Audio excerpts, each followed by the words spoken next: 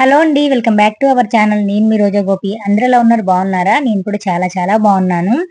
10 days అయిందనమాట vlog పెట్టి. ఇంకా వినాయక చవితి రోజు పెట్టిన వీడియోనే మళ్ళీ ఇంకా వీడియో ఏం షూట్ చేయలేదనమాట. ఈ వీడియో వచ్చేసి వినాయక చవితి ముందు రోజు నేను మా అమ్మ వాళ్ళ ఇంటికి వెళ్ళాననమాట. ఇంకా పూలు, ఆకులు, పత్రి అవన్నీ తెచ్చుకోవడానికి వెళ్ళాను.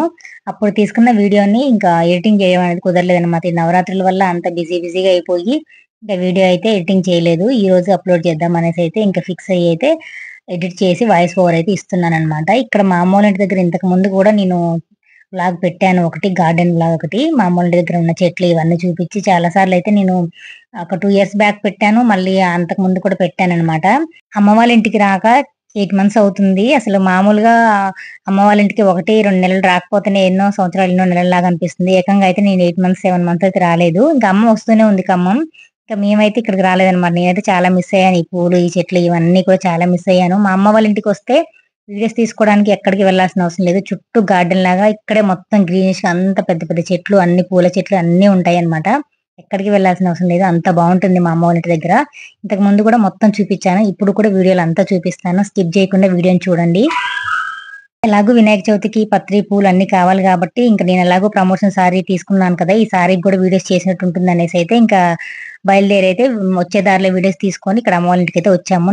నేను కట్టుకున్న ఈ సారీ వీడియోస్ అయితే ఆల్రెడీ మీరు చూసేశారు, రీల్స్ లో అండ్ యూట్యూబ్ లో చూసేశారు. ఇంకా ఈ సారీ అయితే ఇన్స్టాగ్రామ్ లో నేను ఆల్రెడీ కొలాబరేషన్ చేశాను. అలాగే యూట్యూబ్ లో కూడా నేను ఐడి మెన్షన్ చేశాను. వాళ్ళ పేజ్ నేమ్ కూడా ఇక్కడ చెప్తాను. మినిమి అనే కలెక్షన్ నుంచి అయితే తీసుకున్నాను. యూట్యూబ్ ఛానల్ ఐడి కూడా అదే అనమాట. ఇన్స్టా కూడా సేమ్ ఉంటుంది. ఎక్కువగా అయితే యూట్యూబ్ లో వాళ్ళు యాక్టివ్ గా ఉంటారు సిస్టర్ అయితే. సో నాకు సారీ అయితే చాలా బాగా నచ్చింది. ఆల్రెడీ డీటెయిల్స్ అన్ని కూడా నేను పోస్ట్ చేశాను. ఇక్కడ మా అమ్మ వాళ్ళ ఇంటి దగ్గర అయితే ఎన్ని చెట్లు ఉన్నాయో, మా అమ్మ మా ఖమ్మం వచ్చి ఉన్నప్పుడల్లా ఇక్కడ ఏంటంటే కోతుల వల్ల చాలా ఇబ్బంది అవుతుంది చెట్లకి. అందుకే మా అమ్మ వచ్చిన ఎక్కువ రోజులు ఉండదు. ఇక్కడ చూడండి, ఈ సీతాఫలం అయితే ఎన్ని కాసాయో, కాయలన్నీ తెంపి పడేసాయి. అలాగే మండలు మొత్తం విరగొట్టేసాయి అనమాట. ఇంకా ముందు కూడా చూపిస్తాను నేను. అసలు చాలా బాధ అనిపించింది. పిందెలు మొత్తం కోసేసి పడేసాయి. దాదాపుగా ఒక 100 కాయల్లో కాసాయని చెప్పింది మా అమ్మ. మా అమ్మ అప్పుడప్పుడు ఖమ్మం వస్తూ ఇక్కడికి ఖమ్మంకి తిరుగుతూ ఉండడం వల్ల మధ్యలో గ్యాప్ లో మా అమ్మ ఉండకపోవడం వల్ల అసలు కోతులు, చాలా కోతులు అంటే ఎక్కడి నుంచో తీసుకొచ్చి అన్ని ఇక్కడ ఊర్లో వదిలేశారంట. అందరూ ఇలానే ఆగం చేసేస్తున్నాయి కోతులన్నీ. అసలు ఎన్ని కోతులు, 100 కోతుల దాకా వచ్చేసి మొత్తం చెట్లన్నీ విరగొట్టేసాయి. సీతాఫలాల చెట్లు అయితే అన్ని మండలు మొత్తం విరగొట్టేసి కాయలన్నీ మొత్తం తెంపి పడేసాయి. ఇంకా ఇంటి చుట్టూరా ఉంటాయి మాకు సీతాఫలాల చెట్లన్నీ. మా నాన్న మొత్తం మా చిన్నప్పటి నుంచి చాలా చెట్లు వేసాడనమాట. ఇంటి చుట్టూరా తడికలాగా మొత్తం గింజలన్నీ తినేసినవన్నీ అలా ఇంటి చుట్టూ చల్లాడనమాట. సో అవన్నీ పెద్దగా అయిపోయాయి. అసలు చాలా కాయలు అనమాట. దాదాపు ఒక 300, 400 కాయ కాస్తాయి. ఎప్పుడైనా ప్రతి సంవత్సరం మేము సీతాఫలాలు కానీ, సపోటాలు కానీ ఎప్పుడు మేము బయట కొనుక్కోమన్నమాట. ఈసారి మామిడికాయలు కూడా పోయిన సంవత్సరం, ఈసారి కూడా మామిడికాయలు మంచిగానే కాసాయి. చాలా వరకు ఇలా న్యాచురల్ గా ఉన్న కాయలు అన్ని మా అమ్మ ఇంటి దగ్గర ఉన్నాయన్నమాట. ఇక్కడ కనిపిస్తున్నాయి కదా కనకాంబరం పూలు, చాలా పూసాయి. కానీ నేనైతే కొయ్యలేదు, ఎందుకంటే ఎక్కువసేపు ఈ గార్డెన్ లో ఉండలేకపోయాను. ఎందుకంటే మొత్తం గడ్డి దోమలు ఉన్నాయి, అన్ని చేతులకి బాగా కుట్టేసాయి అనమాట. ఇంత ఇంత దద్దుల్లాగా వచ్చేసాయి. ఇంకా ఇక్కడ ఉన్న చెట్టు అయితే నారింజ చెట్టు. నేను పట్టుకొని స్మెల్ చూస్తున్నాను కదా, అసలు పక్కకి వెళ్ళగానే చాలా మంచి వాసన వస్తుంది అనమాట. నిమ్మకాయ కంటే ఎక్కువ స్మెల్ వస్తుంది ఈ చెట్టు. ఇంతకు ముందు వచ్చినప్పుడు ఏంటంటే చెట్టు చిన్నగా ఉండి ఒకటి 4 కాయలు కాసాయి. అందులోనే కొన్ని కాయలు కూడా పండాయి అనమాట. ఇప్పుడు ఏంటంటే చెట్టు పెద్దగా అయిపోయింది, చెట్టు నిండా కాయలు వచ్చాయి. ఇక్కడ కనిపిస్తున్నది అయితే పెద్ద మామిడి చెట్టు అనమాట మాది. అంతకుముందు సంవత్సరం మేము ఎన్ని కాయలు, ఒక 250 కాయలు కాసాయి. అందరం మామిడికాయ పచ్చడి పెట్టాము. ఇంకా ఈసారి మాకు వేరే దగ్గర నుంచి మామిడికాయలు వచ్చాయి కాబట్టి ఇంకా ఈసారి కాసిన కాయలు అయితే అమ్మవారికి పెట్టుకుంది.